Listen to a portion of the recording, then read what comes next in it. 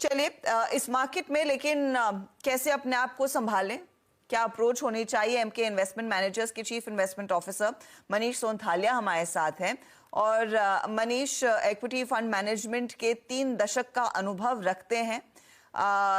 इस तरह की कई साइकिल्स इन्होंने देखी हैं। मनीष, स्वागत है आपका सीएनबीसी आवाज पर। ये जो रीसेंट कल और आज में ऑफ कोर्स इजराइल ईरान की टेंशन बढ़ना, दूसरी तरफ बॉन्ड यील्ड एक बार फिर स्पाइरल करते हुए ऊपर की तरफ, क्या थोड़ी सी खतरे की घंटी फिर से बजने लगी है कि चौकन्ना रहने की जरूरत है इक्विटी मार्केट ट्रेडर्स को? देखिए, जब भी वॉर के संकेत मिलते हैं मार्केट्स को तो देखा यही गया है कि वॉर के बाद जो मार्केट्स में वॉर के पहले गिरावट होती है उससे ज्यादा बढ़त हो जाती है। तो ये हमने देखा है गल्फ वॉर में, हमारी जो कारगिल वॉर थी, यूक्रेन रशिया देखी है, और अब ये इसराइल और ईरान। तो अजम्पशन यही है कि बहुत ज्यादा कुछ एस्केलेट होके मतलब बहुत बड़ा कोई लड़ाई नहीं हो जाए। अगर ये होता है तो आई वुड से कि इंडिया में ये भी एक तरह से बाइंग अपॉर्चुनिटी ही दिखेगी। तो आई वुड से कि ये एक बाइंग ऑन डिप्स है। बट ऑब्वियसली रेट कट जो एक्सपेक्टेशन थी मार्केट्स की भी वो थोड़ी डिले डेफिनेटली होगी। इन्फ्लेशनरी एनवायरनमेंट ग्लोबली है, मतलब इंडिया में तो है ही, फूड प्राइसेस वगैरह काफी इन्फ्लेशनरी है।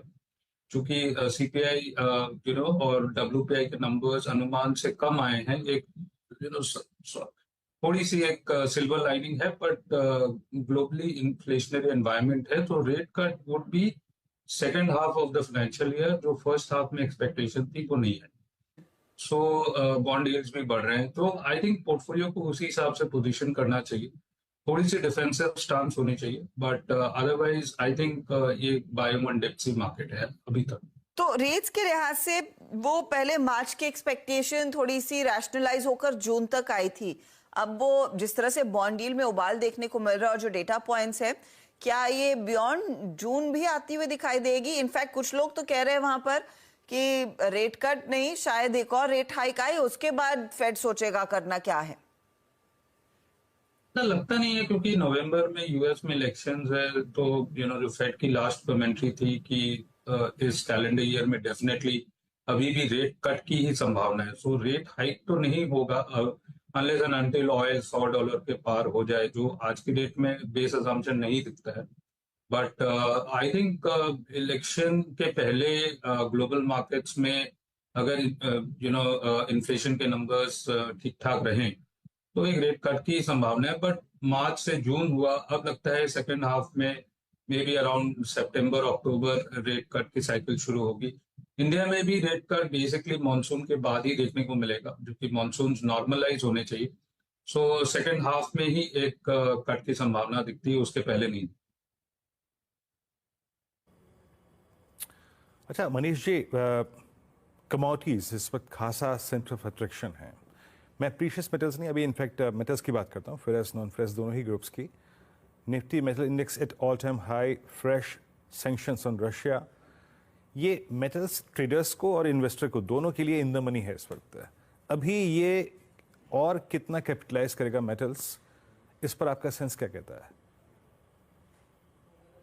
देखिए, metals and many other commodities की डायरेक्शन अपसाइड में ही है, क्योंकि जो डॉलर की जो स्ट्रेंथ है उसके बावजूद काफी स्ट्रांग है कमोडिटीज, जो कि नहीं होना चाहिए। और ऐसा लगता नहीं है, जिस हिसाब से रेट कट जब जब भी शुरू होंगे तो एक डॉलर में वीकनेस आनी चाहिए, जो कि एक मेटल एनवायरनमेंट को वापस पुश अपवर्ड्स करेगा। दूसरी बात यह है कि चाइना अभी भी स्लो डाउन मोड में है, और 1-2 साल में चाइना जब वापस ग्रोथ मोड में आएगा तो ऑब्वियसली कमोडिटीज इंक्लूडिंग मेटल्स पर अपवर्ड प्रेशर है। तो उस पॉइंट ऑफ व्यू से देखा जाए तो जिस हिसाब से ग्लोबल डिमांड एंड सप्लाई है, प्लस जो पोजीशनिंग चाइना की है, ऐसा लगता नहीं है कि कमोडिटीज कुछ बहुत जल्दी रिवर्सल के मोड में आने वाली। सो कंपनियों को ये देखना है कि रॉ मटेरियल कॉस्ट प्रेशर को किस तरह हैंडल किया जाए, पास थ्रू किस तरह किया जाए, इस पर ही ज्यादा फोकस रहेगी। So I would believe ferrous, non ferrous, और base metals, gold, bullion, everything is in an up cycle as of now. Okay अच्छा मनीष जी, जो आपने बुलियंस की बात करी और इन अप साइकिल, गोल्ड अमूमन एक माफ़ी चाहूँगा, एक ट्रेजेक्ट्री को रीगेन करने के बाद आई मीन हार्डली 5-7% का रिट्रेसमेंट देता है, बट हिस्टोरिकली जैसे एक बार 45,000 रीगेन हो गया तो फिर वो कभी कोलैप्स नहीं हुआ। 50,000 यही केस हुआ 60 का, नाउ इट्स एट 73। इसको जोड़ते हुए हमने एक बार इस बार फ्रेश मूव देखा है सारी ही गोल्ड फाइनेंस कंपनीज पे, मुथूट हो गया, मन्नापुरम हो गई, इन पे आपका सेंस क्या कह रहा है? आई मीन एनबीएफसीज में ये चंक आपको लग कैसा रहा है इस वक्त गोल्ड प्राइसेस को देखते हुए, गोल्ड फाइनेंस कंपनियां? देखिए, गोल्ड की अगर आप बात करें तो long term trajectory on gold is कि गोल्ड इंडियन रुपी टर्म्स में 9-9.5% का कैगर रिटर्न्स आपको दिया है लास्ट 10-15 साल में। लास्ट 3-4 साल की बात करें तो इक्विटी से बस थोड़ा ही कम रिटर्न्स है, बट अच्छा रिटर्न्स है। सो ये ट्रेजेक्टरी मेरे हिसाब से कंटिन्यू रहेगा नेक्स्ट 5-10 साल में भी। इसमें बहुत ज्यादा कुछ जिस हिसाब से सेंट्रल बैंक्स वगैरह की बाइंग हो रही है, चाइना है, रशिया है, इंडिया है, इसमें कोई बहुत ज्यादा गिरावट की गुंजाइश नहीं। Coming to gold finance company, obviously loan to value ratio आपके बढ़ जाते हैं, और आप ये अनुमान लगा के रखिए कि on a steady state basis gold finance companies 15% growth की ट्रेजेक्टरी से ग्रो करेंगे। सो इस पॉइंट ऑफ व्यू से अगर देखा जाए तो ऑब्वियसली कॉस्ट ऑफ फंड्स तो बढ़े ही हैं, क्योंकि रिस्क वेट्स वगैरह आरबीआई की तरफ से बढ़े हैं। तो कॉस्ट ऑफ फंड्स बढ़ेंगे तो उनके स्प्रेड्स को मेंटेन रखना ही main focus basically gold finance companies की होगी। और obviously loan to value ratio अगर बढ़ा है और उनका जो लेंडिंग वॉल्यूम है वो बढ़ेगा, सो उस पॉइंट ऑफ व्यू से शॉर्ट टर्म एवरेशन अगर हाई ग्रोथ दिखता है उसको एक्सट्रापोलेट नहीं करना चाहिए। 15% की लोन ग्रोथ ट्रेजेक्टरी से अगर है तो गोल्ड फाइनेंस कंपनीज में डेफिनेटली वैल्यू क्रिएट होता रहता है ईयर आफ्टर ईयर। मनीष, लेकिन गोइंग फॉरवर्ड ऑफ कोर्स ये एक एसेट क्लास है जहां पर हमने देखा है कुछ पैसा लोगों का बना है, लेकिन इक्विटीज के दीवानों के लिए अगर इस समय नई अपॉर्चुनिटीज ढूंढनी हो तो सबसे अट्रैक्टिव इस समय इस गिरते बाजार में आपके लिहाज से क्या है? कहां पर हर गिरावट में मौका होना चाहिए खरीदारी करने का, पोजीशंस बढ़ाने का?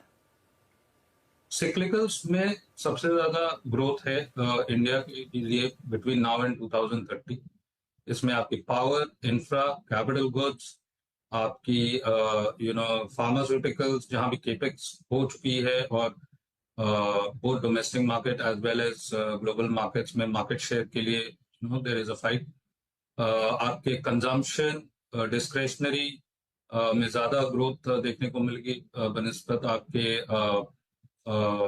स्टेपल्स के। So I think it is all about industrials, capex, infra, यही थीम रहेगा बिटवीन नाउ एंड 2030। इंडिया को बहुत जरूरत है पावर वगैरह इंफ्रास्ट्रक्चर क्रिएट करने की, डिफेंस, जहां भी कैपिटल इन्वेस्टमेंट की रिक्वायरमेंट है, both at government balance sheet as well as private capex. ये दोनों का समय बेसिकली इंडिया का आ चुका है, और इसमें बस पिक एंड चूज यही होगा कि जहां भी वैल्यूएशन कंफर्ट है उसी में पैसे बनेंगे, और वैल्यूएशन कंफर्ट वही होगा जहां विजिबिलिटी। तो सब कुछ महंगे दिखते हैं क्योंकि सब कुछ ऑर्डर बुक है आज के डेट में, एग्जीक्यूशन नहीं हुआ है, बेसिकली टॉप लाइन वगैरह बैक एंडेड, तो महंगे दिखते हैं। बट आपको दूरदर्शी होकर देखना पड़ेगा कि ये टॉप लाइन ग्रोथ कब आएगा, वो मार्जिन और एबिटा में कब फ्लो करेगा पैट में, तभी वैल्यूएशन जस्टिफाई होंगे, बट ग्रोथ इसी स्पेस में।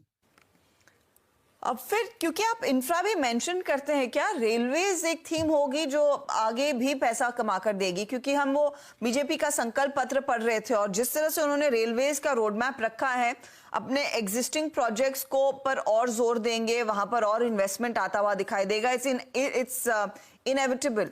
लेकिन क्या इन स्टॉक्स में इन लेवल से पैसा बनेगा? देखिए, रेलवे स्टॉक्स में कुछ टाइम से टाइम करेक्शन गया है, और जो 7 लाख करोड़ की रेलवे की केपेक्स की अनाउंसमेंट है नेक्स्ट कुछ सालों में, वो डेफिनेटली एक top line margin, EBITDA and PAT में फ्लो होगा।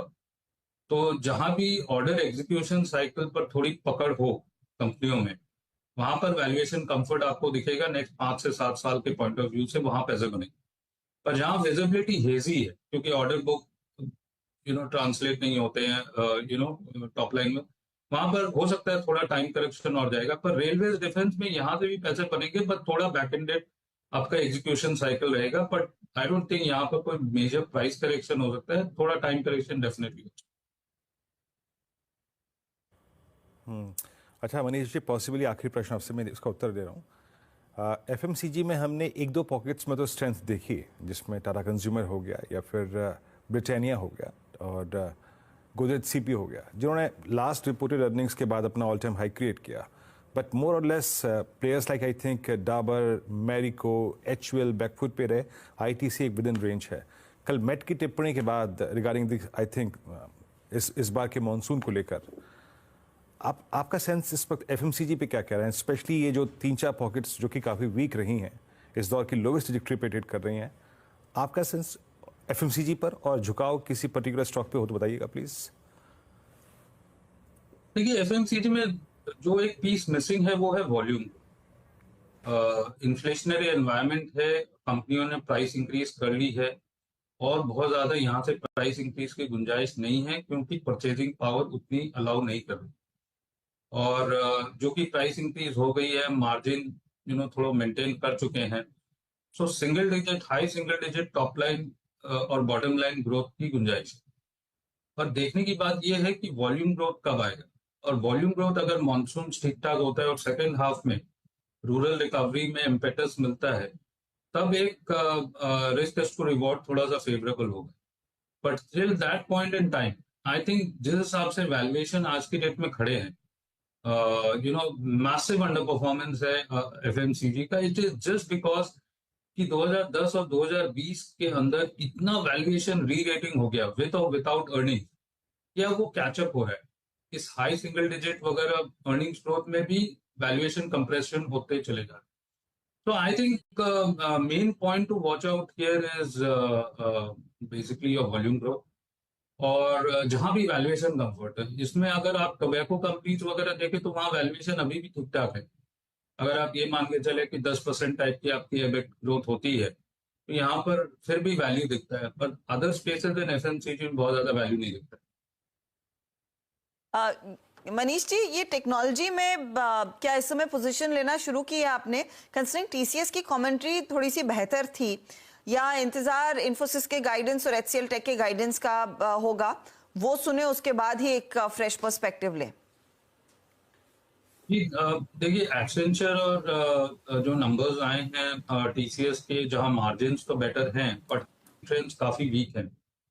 तो मेन चीज जो फॉलो करने वाली बात है पूरे आईटी स्पेस में है वो है हायरिंग।